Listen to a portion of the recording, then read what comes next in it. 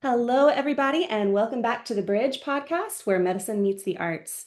This podcast comes out of our 9-week narrative medicine course, where each week we explore what it means to listen, read, and live with more attention.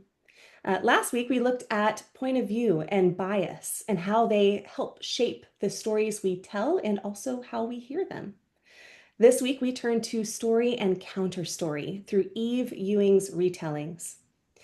In each of these short pieces that we're going to be looking at this week, Ewing revisits moments of a racial trauma, what we might call the official story, the literal happening of events, and writes them, and then she rewrites those events or lets them continue in her own hand. Imagines how that story might have been finished a different way.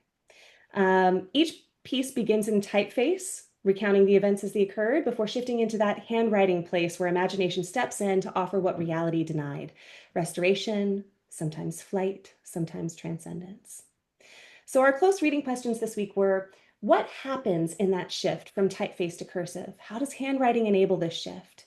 What do these stories reveal about the speaker, and how do these stories make you feel? Our reflective writing this prompt this week was to do the same kind of work that Ewing does, to retell a story that makes you feel powerless.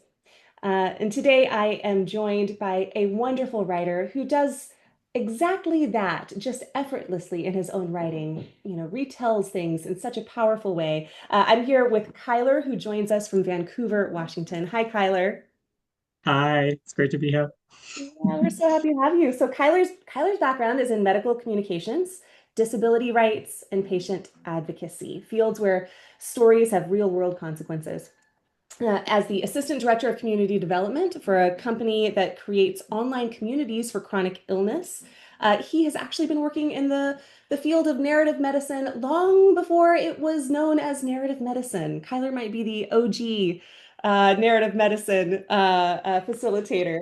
Outside of work, he also loves to cook, write, draw, and listen to other stories. And I'm excited to say he's currently working on a novel. I cannot wait to read it. So, Kyler, welcome. I said earlier that you've been practicing narrative medicine long before it was called narrative. What does narrative medicine mean to you? How do you do it professionally?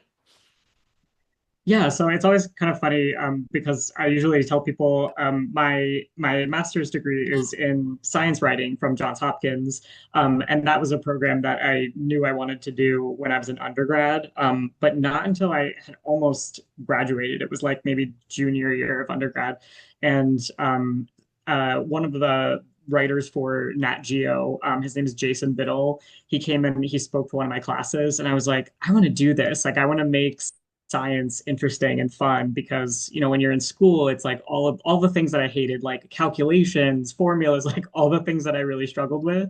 But I loved science. I was fascinated by zoology and medicine and all of these clinical topics, and I felt like there was really like nowhere for me to go without having the like laboratory brain that I felt like I didn't have.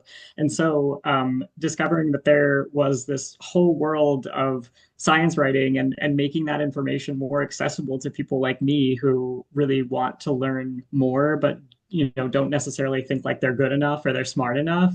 That was a really like a perfect program for me to be in. But it's funny because I said to myself when I was applying to that program, like if I don't get in, then I'm going to apply to the narrative medicine program at Columbia. Cool. um, and so that was like kind of my backup plan. But I ended up actually doing a lot in terms of things that maybe even overlapped with that program.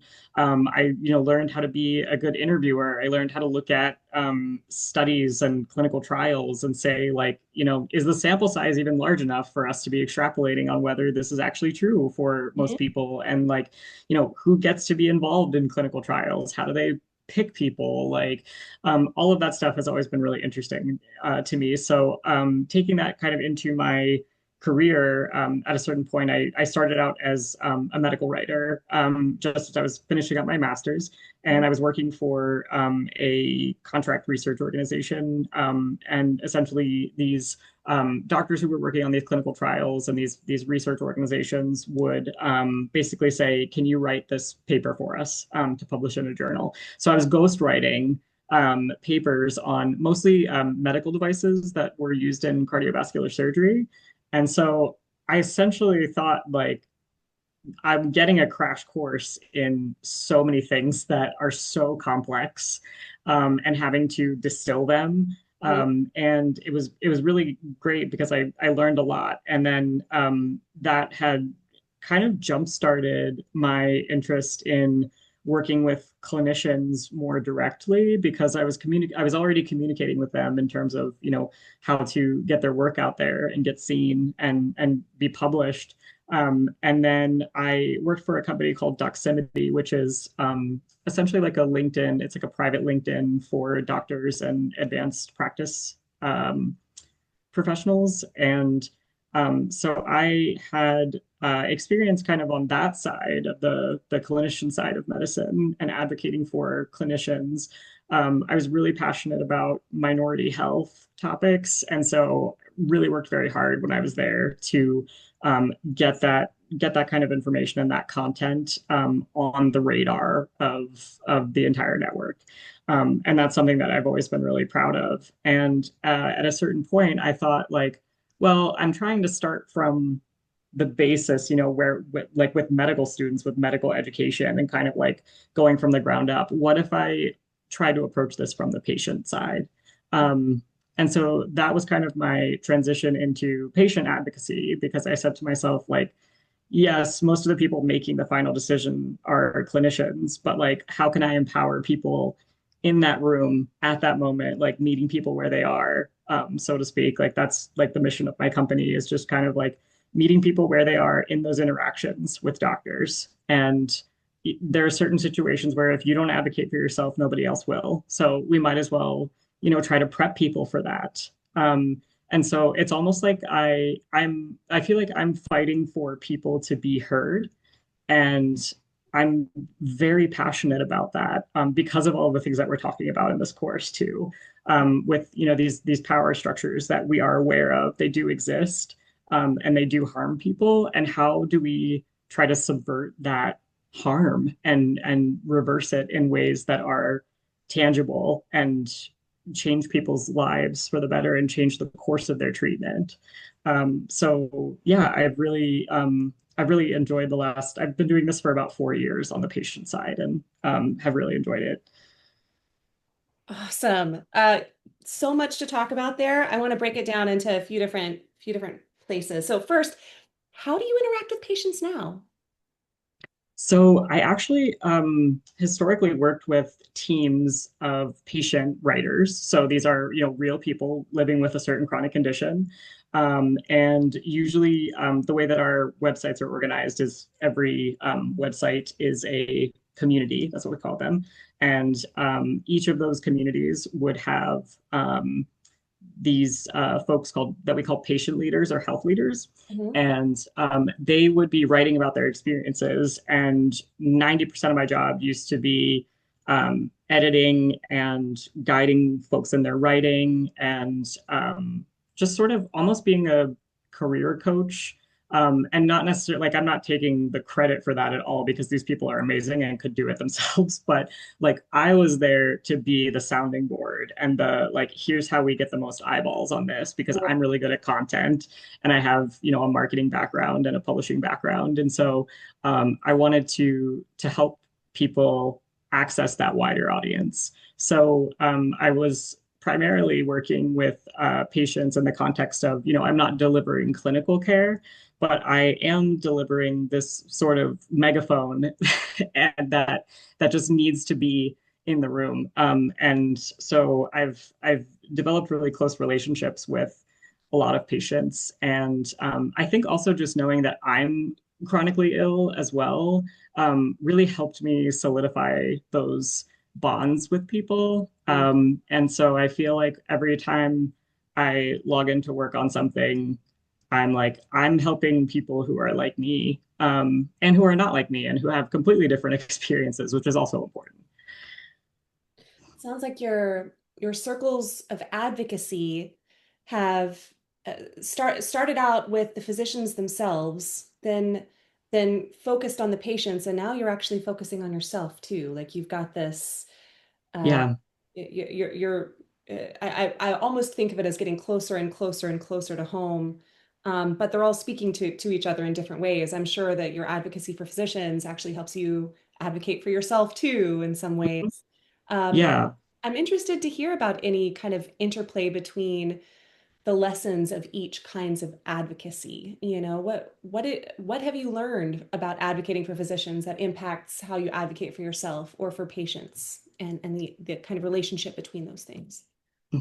Yeah, so selfishly, when I was at Doximity and I had direct access to say, like, here's a piece of content that I want to serve doctors in this specialty, like, I had a lot of power in that position. And sometimes I would take advantage of that. Sometimes I would serve a certain specialty, like some kind of minority health article. Like, one of the interviews I did when I worked there was with a fertility clinic, and it was with a fertility doc who she kind of specializes in fertility for trans and gender nonconforming folks, LGBTQ families.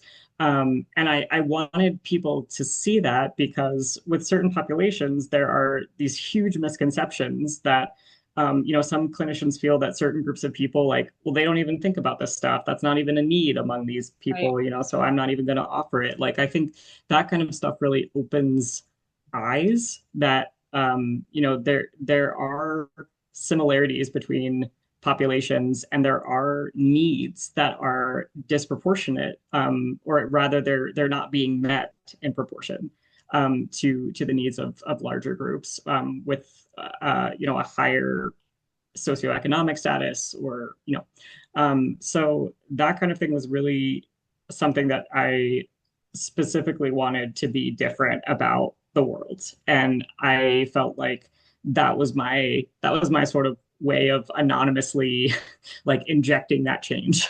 um, and in patient advocacy, I feel like I don't have to be as covert with it because now I'm speaking directly to people. And I have learned so much from patient advocates, who like I'm managing their writing and I'm editing their content and helping them tell their stories, but like that is their story and they're doing something incredibly brave by you know, even wanting to publish, because many of the patient leaders that I've worked with, like they've published extremely personal stories, about like sex and parenting and like all these topics that are like really taboo, especially for disabled people. Like I was just thinking earlier today, walking around, like there are people who don't even know that, disabled people have sex and, like do so many of the same things that able-bodied people do.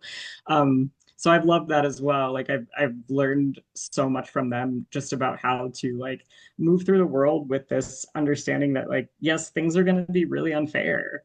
Mm. And how do we still like get our power back even if it's something internal and emotional?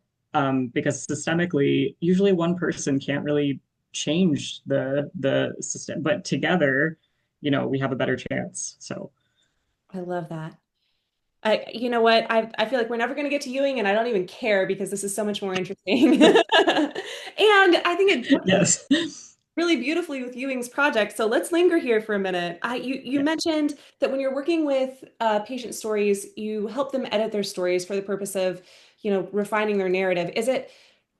Are these narratives then sent back to the physicians, or is it just for their own personal, like here's what I understand as my coherent story now? Or what happens to these revised stories? Do they go off to publication? Yeah, so they're actually published on all of our community sites. So in addition to having forums and things that community members can submit, they have historically been published on our sites. So most of our content on those sites is it's probably about 80-20, maybe 20% the clinical editorial sort of writing that our internal team does. And that, like I've worked on a bit as well. And then, like 80% the lived experiences, because that we have found is just when you can relate to something and it's not a strictly clinical experience of just like reading an art. Like if you would go to like Medscape or something, you're reading a story of a real person who has been through, who has your diagnosis, and your stories and symptoms could be completely different, but you could still find something in that content that was like, oh my God, that's me. Like I totally struggled with this. I can't believe that like somebody else has felt it too. And I've always told patient writers when some of them have shared anxiety with me in the past of like, well, what if I'm telling a story that is so specific to me that nobody will ever be able to relate to it and like it will not help anyone? And I always say to them, like, I think that more people will see themselves in your story than what you think they will. Like, because, there are certain experiences, human experiences that are universal, like love, death, grief, like these things that we all go through. So I love that. I love being able to sort of facilitate those connections spiritually, even though I'm not like witnessing every single one. I know that their writing changes lives, and I tell them that all the time.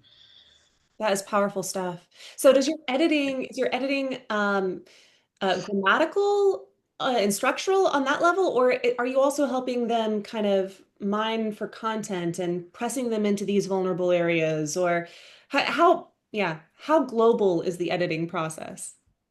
Yeah, that actually is something that I wouldn't call it a point of contention. I would say it's something that we are very intentional about because we don't want to change someone's experience. And so when I'm going in and editing, if they're using certain terminology that is, like in my head objectively not the right thing, I can change that so that it's more applicable and it's more fact-based. But things where, somebody is talking about a physical experience or a symptom, like what a symptom feels like in their body, I would never alter that because the language that they're using is the language that they have landed on after thinking about all of this and experiencing it. Like, I'm not going to assign them a physical or emotional experience. Like, I want that to be incredibly authentic. That's not something that, we would ever edit. And I think my company in general has been very careful about that for that exact reason. Like, we don't want to assume, we don't want to assign something that is not true for them. Yeah. Yeah. Yeah, I ask primarily because I mean, this is just such a perfect prologue for the text we're going to be talking about this week, where a speaker edits either themselves or somebody else. We're not really sure, right? And at this Yeah. point, all we know is that we have this type-faced story that is telling something one way. And then handwriting comes in and finishes the story a very different way. And there's no real way to tell, if this is the same person imagining an experience otherwise, or if someone else is kind of coming in and helping that story imagine itself otherwise. But the role of an editor seems very important here. What are the functions? Mhm. What are the goals of editing? Right. In one's own writing and in helping others write? These are all questions that really matter for our discussion this week. So let's go ahead and make the shift now. Let's talk a little bit about Ewing. You said earlier, power structures are implicit in medicine, and your goal as Yeah. an advocate is to identify ways to subvert and reverse harm. What power structures were you noticing? This is a softball. What power structures were you noticing in this week's three stories? Yeah, so it's definitely interesting because I do, even if I don't reply to every single thread, I go in and I read every single response because and I did that especially carefully this time. And I know that you said, the podcast is mostly, focused on my individual experience, but I have like a whole page of notes because I Yeah. find it interesting when people pick out things that nobody else did. And then also when we have a lot of similarities, it's almost like we talked before we typed that and we didn't. So it's very cool.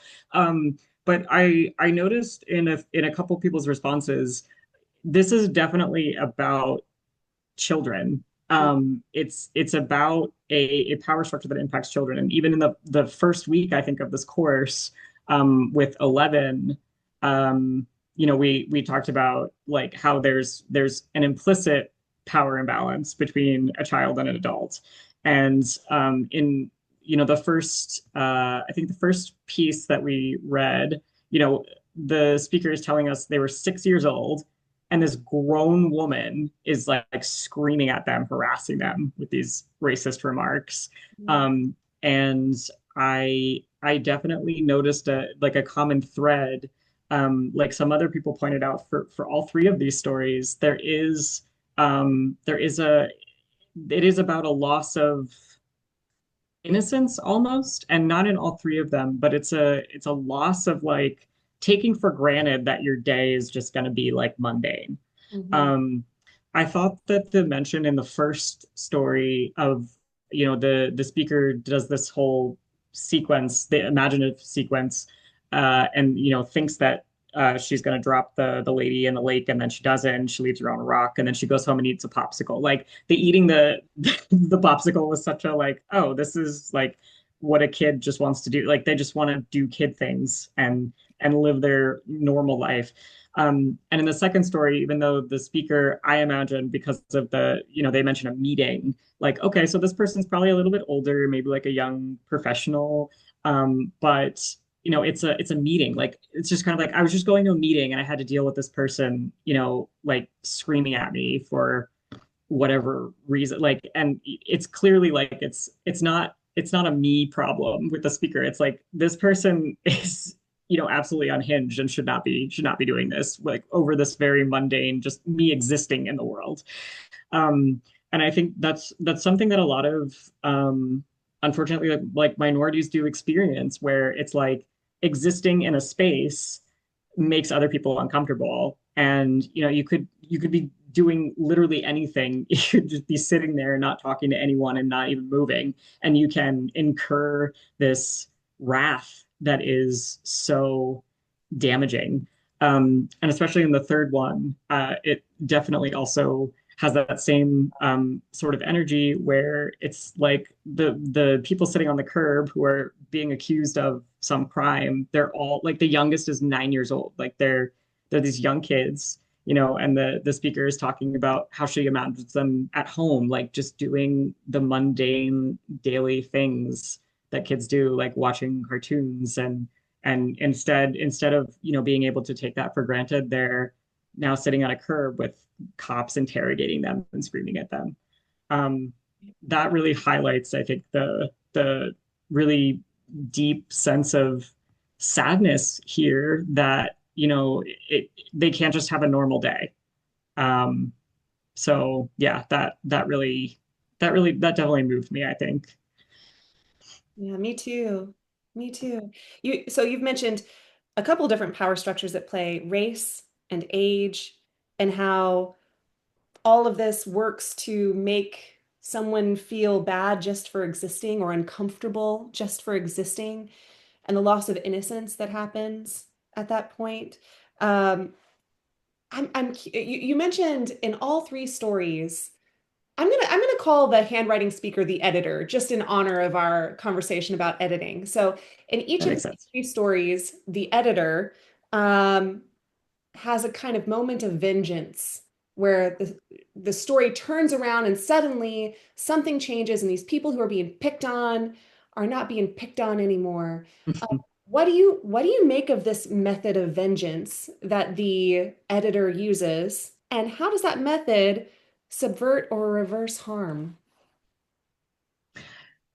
Yeah, so I definitely, in the first one, that moment of, when I'm just going to use she, her, I think, for the speaker. I Well, assume, yeah. But she's imagining this instance, that this scenario where she is finally able to like get someone back, and all she does is she like flies the woman over the lake. She considers like she considers doing something mean to her, and then just like can't do it because it's like because that feels bad. Like she says she felt bad about it. Like that she even thought of it. She didn't even do it, but she felt bad even thinking about it. And that I really related to because I think, as anyone who has ever experienced any kind of like bullying or anything, like I was a bullied child, and I often, even if I had like a fantasy about doing something back to the bully, it was like this immediate guilt of like, oh, I'm a really bad person because I like I thought of doing something, it's like, and it's I didn't even do the thing. Like what is that?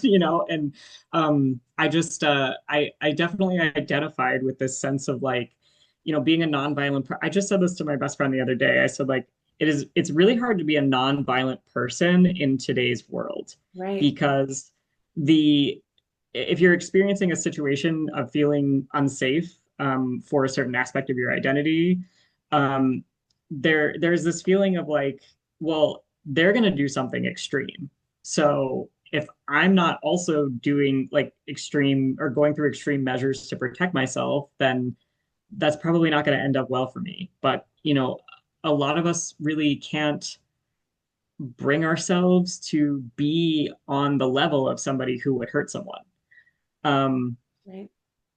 it's very, yeah, it's hard. I think the whole like, subverting the harm, um, it's almost like if you were imagining um like the payback for like if you think of a person who really harmed you, um for me that's like people who I've also really loved. So it's hard to even say like if I was presented with the opportunity to like get back at them, I couldn't bring myself to do it because at one point like I loved that person.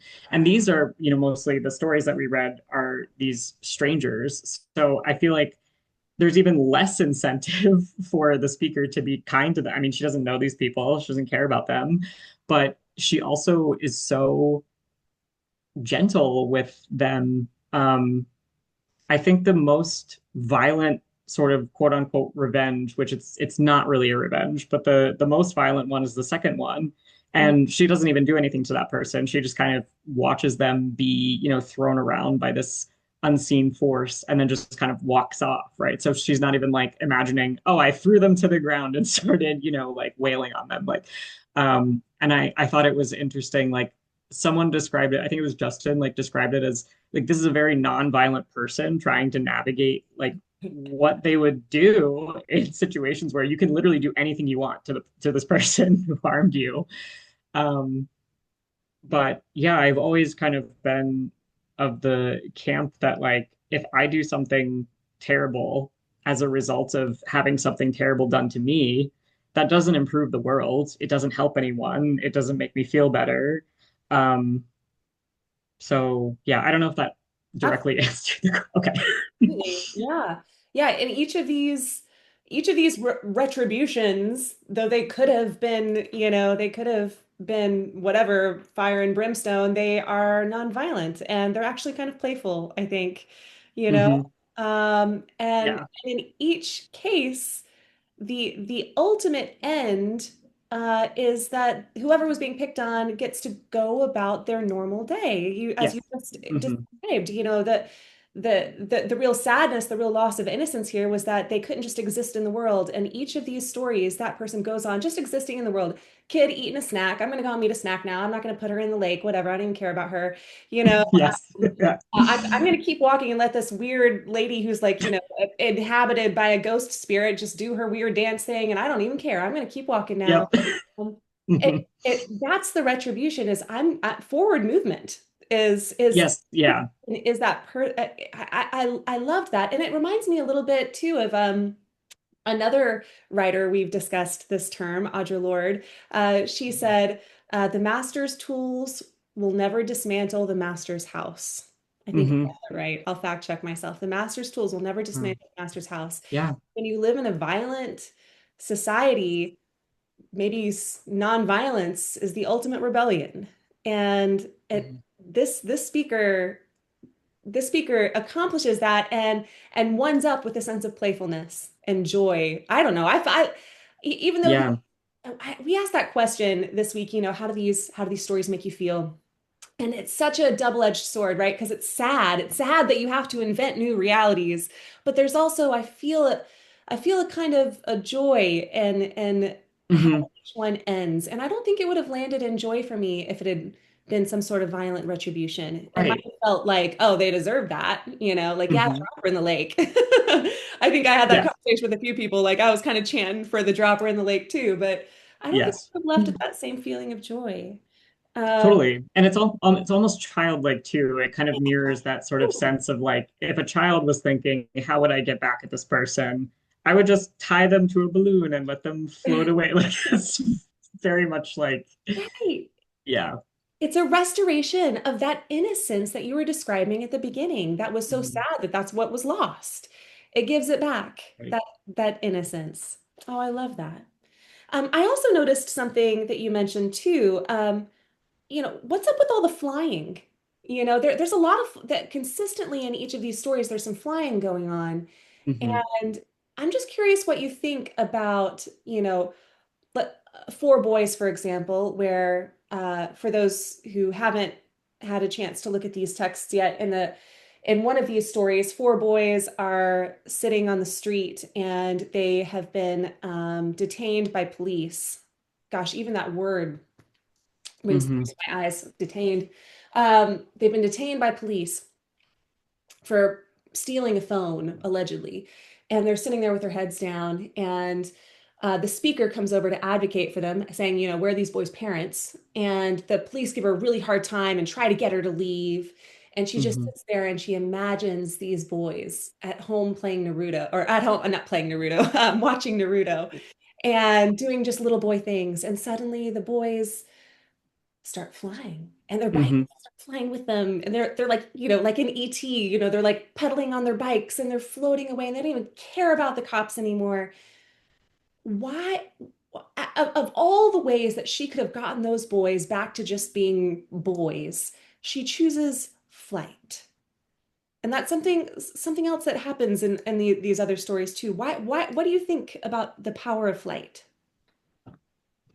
Yeah, I do definitely feel like the third piece is sort of a subversion of expectation in a way, for two reasons. One is that the flying imagery is different because in the first one, um, she is, picking like the person that she picks up is technically flying, but she's being carried like in a net. Like she says, she's like up there on her bike. It's the magic flying bike. Mhm. And so both of them are flying. In the second one, the speaker is not the one flying. Somebody else is sort of like being, influenced or whipped around or, in this like dance of sort of, and I'm not sure if that includes levitation. But the third piece is the only one I think where only the people who were being um, harmed or were like on the receiving end of the harm were the ones flying. A lot of people talked about, oh, actually, before that, just one more thing to add to the like how that connects. Sam had pointed out something about how some like people's eyes are always mentioned in all three. Right. There's like a mention of like Yes. either blindness or in the first one the woman who is doing the harm has small eyes. So it's like this implication that, there's like a deficiency in some sort of sight. And the second one is the woman is like her brow is furrowed and her eyes are squeezed up, and so it's like once again that sort of like blindness. And then in the third one, I had kind of interpreted it as once the boys got into the air, it says that they're looking at each other. They don't even see the cops anymore. They're not even noticing the speaker anymore. They can only see each other. um, I thought that was really interesting because then it kind of sets the third one up to be like, okay, this is different. Like this tells us there's some sort of further subversion going on because it's finally like a sort of third party. Like the speaker isn't directly involved in whatever the situation is, as she was with the first two. The third one, she's witnessing people who are, maybe that she sees herself in, maybe not, maybe they have they're from a similar background, maybe not. But she's like witnessing it happening to someone other than her. And Right. so I think that's where a lot of the subversion comes from because it's no longer like I'm just rewriting this for my own healing. Like I'm giving myself a good ending. Now I'm also like I'm needing to give these other folks an ending because I feel so connected to these people with this common experience, and um, it's a sort of self-sacrifice in a way Mhm. because she doesn't say like and I floated up with them and we all had a great time. Like she's Right. still on the ground and In fact, they don't even they're see her. They've forgotten about her too. right. It takes a moment to say they don't even know who I am anymore, or something like Yes. that. Yes, exactly. Yeah, yeah, that made me think like, oh, it's like when you do something nice for a stranger but they don't necessarily see that you were the one who did it. Like some people and that's like in further scenarios, they would stop doing good things if they weren't being noticed. But it's Right. the people who continue to live their lives that way and continue doing Yes. kind things for people, no matter who's watching. That just made me think of that just now. Yeah, that's Yes, interesting. absolutely. Yeah, so it's not just about flying's not just about like rising above the bigotry and the racism. It's also about vision and distance. It's about creating space between you and the oppressor or the oppressed and the oppressor, and in a way that, you don't even have to look at them anymore. They're so far away. Hmm. And or in the case with the wacky one where the woman is, possessed by an exuberant ghost spirit. I think that's the word she uses. The handwriting's a little Yes. hard to read. Exuberant. I had to look at it a few times. Um, Even in that one where that woman is technically, I guess, flying, through the air, she's not flying up above. What's Yeah. really happening is now the speaker's like, yeah, forget her, and walks away. So you're right. It's not so much about like levitating above this thing. It's about creating enough distance that you just don't even have to look at it anymore. And Yeah. yeah, and you're right. There's something really generous about that too. She doesn't just give it to herself. She gives it to others. You don't even have to look at me anymore if you don't want to. You go do your thing. You go be Hmm. boys. You go worry about Naruto. You shouldn't have Yeah. to worry about this. And what you said about, the people who do that, who don't care about whether or not they're seen for whatever good deed they've done, um, reminded me of the question that I'm always kind of chasing is there an ethic emerging here? Or Mm. is the editor giving us a way to a method of subverting or restoring or in any way coping with this wild bigoted world that we're living in, and what would that ethic look like? Hmm. That's a big Yeah, question. Do you have any thoughts? I do. And it's actually really great because there was something I was dying to bring up. It's really nerdy. But so first of all, I love Naruto. I used to be obsessed with Naruto. I used to watch it like anytime a new episode came Awesome. out. That was like my whole childhood. And so I love that show. I love that that reference is there. Because it has so many parallel, like the storyline of the show is very apropos here, because it's about a boy who essentially he's a pariah. He's an outcast in his village from the time he's a baby for something that he can't control. He has a demon that's sort of like his body is like a vessel that is containing this really malignant spirit that would destroy them all if it was let out. And so, he doesn't have any friends. Nobody wants to talk to him. Everyone's scared of him. And so it's kind of this thing where, like, I thought about the dynamic between safety and fear, and how a lot of people I know who are not in the white cisgender heterosexual majority, we are afraid all the time. And then we have people who are saying, like, well, I'm afraid of you guys. Like, you guys are making me feel uncomfortable, and you're like being in spaces with you is making me feel unsafe. Despite the statistics that we have that show that many minority groups are actually disproportionately more likely to experience violence. And there's a movie that I love, and I noticed a lot of people in their analysis bringing up superheroes.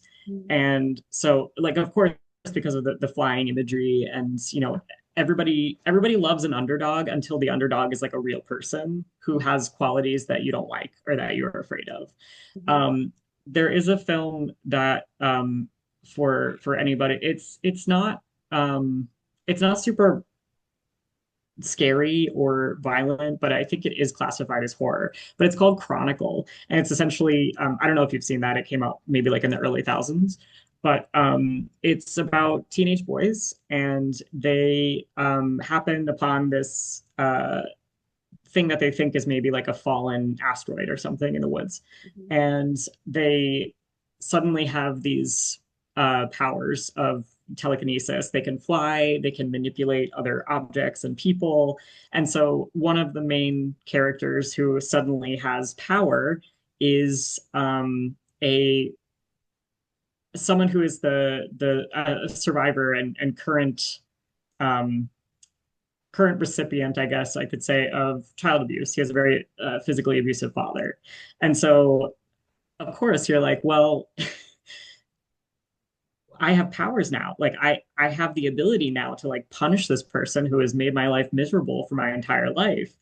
But then that is when it starts to unravel, and I won't give too much away, but it does kind of sit right in that ethical conundrum that I think is really interesting for people to unpack because it's like, well, I wanted to see his dad just die horribly because I was like, this is a terrible person. But then when it actually is something that is maybe explored in the plot, you're like, oh, maybe I like, ooh, I don't know if like anyone deserves that. Like especially when I watch horror movies, like even if there are characters who are very morally gray or very like corrupt, very cruel, sometimes it's still hard to watch that person, like meet their end.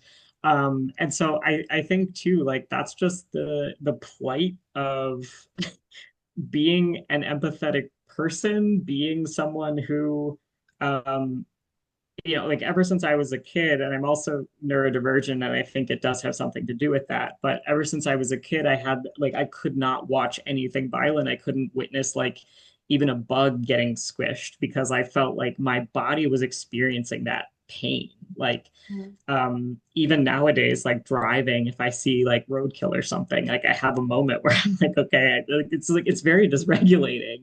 Yeah. And so yeah, like especially for somebody like me who like has those really big feelings, that kind of stuff is like, you know what? I might have this urge to, have somebody who's enacting harm or violence, like they should experience that so they know what it's like. And then I'm like, well, maybe not though. Like if they haven't experienced anything like that, um, I don't want more people in the world to be traumatized. I don't want more people in the world to have pain and a bad experience because that's just gonna propagate the the abuse and the pain transferring. Mhm. So I don't know if that makes sense for like a analysis of like the ethical implications, but I do think that the speaker in the pieces we read is definitely to me of the opinion that enacting the say, like trying to dismantle the master's house with the master's tools is not going to work. Like you're not going to be able to use hatred to dismantle hatred. Um, yeah. Absolutely. You're bringing up so many great points here. And I love that you're pointing out that Ewing is not is not alone here. She's participating in a whole genre, or I mean, pick a genre of Yes. fiction that from anime to horror to science fiction in general, which I think might be for me one of the most profound test sites for ethics. Hmm. All of these Yes. are ways that we get to try on ethical conundrums for size and imagine a world otherwise, which I think science fiction is especially good at. And there's a whole lineage of writers who are doing this kind of revisionary work, like Octavia Butler, is one of my Hmm. favorites, Parable of the Sower, Yeah. I'm sure there are a million others that I can't think of off the tip of my tongue, but science fiction I think does such a beautiful job of imagining a world otherwise and allowing Hmm. us to really kind of imagine even what would happen if we keep going down this path with these ethics. I'm a huge fan of dystopian science fiction too, that tells Me us, too. let's take this to its next logical conclusion, and that can be a very scary place too. Uh, Yes. I've read that just reading fiction in general does not matter what genre, as long as it is fiction, which is interesting, increases empathy Hmm. significantly. Test scores show across the board empathy is improved by reading fiction. And that tells me that there's something about reading fiction that requires us to put ourselves in each other's shoes, and not just the heroes, the villains too, as you're pointing out. Mhm. It does not create learning to put yourself in multiple perspectives should not create a violent ethic because you recognize that there are multiple ways of seeing the world and there are multiple stakeholders in any given environment, and everybody has a backstory. Everybody has a reason. Yes. So Everyone has a bug. That's true. I don't know if you are a fan of The Last of Us, the series. I love, Um, oh yeah. yeah, I have been watching it recently, and so much of this stuff has come up too, because you encounter characters who are very complex, who Yep. have made a lot of very what we would consider to be maybe like not the greatest decisions, but it's like you can understand why they did it. And it's Right. like Yep. you never know because you're not in their shoes. You don't know what you would do. Right. That's what makes, I think, good villains are written well enough that you can imagine a world where you might become them. Yeah. Right, Yeah. so let's shift a little bit over into your writing. I'd like to discuss just a little bit about your reflective writing for this week, and I'd like to ask, how did Ewing's approach to retellings influence the way you retold your story, if you're open to talking about that? Mhm. Yeah, definitely. Yeah, I might get like a little emotional, but I will try because it's been like a long road to process it, but like the situation that I chose, the situation I felt powerless in was my grandfather passing away. We were really close. And I felt powerless in the sense that I wasn't there when he died. I lived pretty far away. He was in South Carolina and I'm in Washington State. And I remember talking about it a bit with my mom too, and she kind of was like, "Well, I think it's okay that you're not coming now, as long as you can come for the funeral." And so I felt like I had to make a choice that was not really a choice and not something that I would wish on anybody. But it was also not only the lack of my presence that made me feel powerless, but also just the biology of what happened. Because I mean, this man had cancer twice, two different types of cancer, Mm, and beat cancer. Like went to the cancer clinic, rang the bell, was cancer free. mm, Um, and then, months later, he developed this really rare form of blood cancer that can happen to some people if they're genetically predisposed. And so he ended up developing this rare form of leukemia, and that is what ended up ending his life. And so I felt this sense, and as he was kind of going through this and more imminently dying, I remember like trying to use everything in my education that I had had and working with clinicians and saying like, do I know anybody who is a specialist in this? How can I get him an appointment? Like I was texting my doctor friends, like you do all kinds of things that like you don't even know. You're just like throwing yeah, slices of cheese at the wall, trying to figure out anything you could possibly do. And none of it was enough. Like there just wasn't enough time. Um, and so rewriting that situation, I feel like even if I could suspend my disbelief, I couldn't write the situation as he didn't die because like we are all going to die. I'm going to Everyone is going to die. And if it hadn't happened then for this reason, it would have happened at some point for another reason. So I didn't rewrite it in the sense that like that never happened to him. But I wanted to give myself the grace of saying like it's okay that you weren't physically there. Like mhm, it's okay that you couldn't afford $1,000 for a round trip flight. It's okay that, you were not there at the moment that he sort of crossed over into this different form of existence because like you were there. Like this person was close to you and loved you, supported you, knew that you were there in spirit. Like it's not something that I think he would want me to beat myself up over, for the rest of my life. absolutely. I have to say that reading your story was a really powerful experience for me. I mean, just the line about the song from your Nana's funeral. I mean, I cried when I got to that line, Yeah. and I saw. So just for those who haven't read Kyler's gorgeous piece yet, I'll say at the end of, if you don't mind if I No, give, not at all. Yeah. okay. Sure. So Kyler had painted a watercolor painting of a parrot and had given it to his grandparents at some point in his youth. And this watercolor painting was a kind of symbol of the creative work that Kyler would do and share with people that he loved, and also felt like it was one of the things that he was good at. And so it was a little part of himself that he was giving and showing his love with. And at the end, he says, he doesn't actually, he doesn't say maybe, he says, I was there. I was there. I was in the eye of that parrot. And I mean, it just gives me chills, literal chills.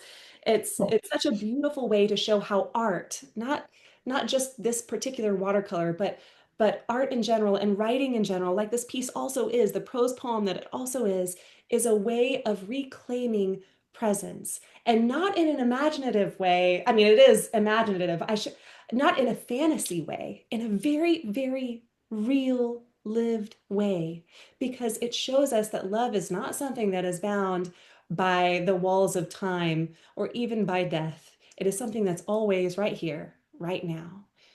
And I love that your love was channeled through the eye of your artwork. And that parrot's eye is something that allowed you to be in this very liminal space, in this very special moment between life and death, with somebody that you loved so dearly. So it was such an honor to read that beautiful work. I can't wait until your novel comes out. Oh my gosh. thank you so much. But yeah, and just to summarize, to round out our call today, it reminds me that to retell is not to deny what happened. It's not to deny the death, right? It's to reclaim authorship over a story that was taken from you. You Mm. showed us beautifully how to do that. And maybe that's what narrative medicine is up to too, not to rewrite facts, but to open a space where healing and invention can coexist. So Kyler, as we close, I'd love to ask you, what has this week taught you about the relationship between imagination and survival? Ooh, it's a really good question. Um, Yeah, I think just because I have like The Last of Us on my brain recently too. For anybody who doesn't know, it's essentially like a zombie apocalypse type of speculative show. My favorite. Um, yeah, and that series actually it's always been one of my favorites because it sort of utilizes concepts that could happen. There is already a fungus who that can control ants, control Right, right, their brains. It's very scary. right. So, but yeah, but that's just got me thinking a lot about, who, when you look at history and you look at any sort of upheaval, whether that's social changes or, the civil rights movement or wars or, really any conflict that you read or you learn about in school, and you try to imagine, if I lived there or like if I was in this era or was alive during then, like what kind of person would I be? What would I be doing? What would I be saying? What would be guiding my decisions? And I think everybody wants to, well, almost everybody wants to believe that they would be someone who was upholding their humanity. And the reality is we don't really know what we would have done if we had a time machine or had been alive, in these other conflicts. But with the things that are going on now in your life, Mhm. um, I've thought a lot about, the type of person that I want to be, the type of person that I am, whether there's a difference between those things, and how to live my life in a way that is authentic to the level of empathy and kindness that I want to show other people, even if they don't show it to me. Mhm. It's really hard. I am not a saint. I am like not like I'm still very much learning and practicing these things. But when we talk about narrative medicine and the people who I've interacted with in this space, um, even people in this course, like I can tell that these are people who think about these things. Like they think about the person that they are in the world and how what impact they have on other people, and regardless of intention, like what is the impact. And that's why I find these spaces so valuable because you never really know how much influence you're going to have over someone's journey. And sometimes it's like their medical journey, and that's really big. Like those are big decisions. And if somebody doesn't feel like they have agency in those decisions, um, they're not going to have the experience of really feeling like they have any control. And when you feel like you can't control anything in your life and your decisions are being made by other people because they're assuming your experience or they're like projecting something onto you, it's really disempowering. And so I've really learned to just try to let people have their feelings and have their experiences. And we might feel differently about something, but like that's your truth. We don't know. And you said in another podcast episode, like, we don't know the capital T truth. But like my capital T truth and what I'm aiming for is, for people not to be harmed. And, physicians take this oath of like, do no harm. And like, what does that mean? How do we apply that practically? Even if we're not doctors, because I'm not a doctor. Yeah, beautifully said. Yeah. Talking with you, and as you already mentioned, that everybody else in this course, it just gives me hope. I know we're in a really rough, dark place right now, uh, not just nationally, but globally Mhm. too. And and sharing ideas and sharing space with folks like you, really, it gives me a lot of hope. So thank you so much for coming in and chatting with me today, for bringing your storyteller's heart and your advocate's eye, to this week's conversation. Thank you, everyone, for joining the Bridge podcast again. Next week, we're going to turn to caregiving and self-care, asking what it means to tend to others without losing ourselves in the process. Thank you so much for joining us, Kyler. We'll see you next time. Yes, thank you. Thanks so much.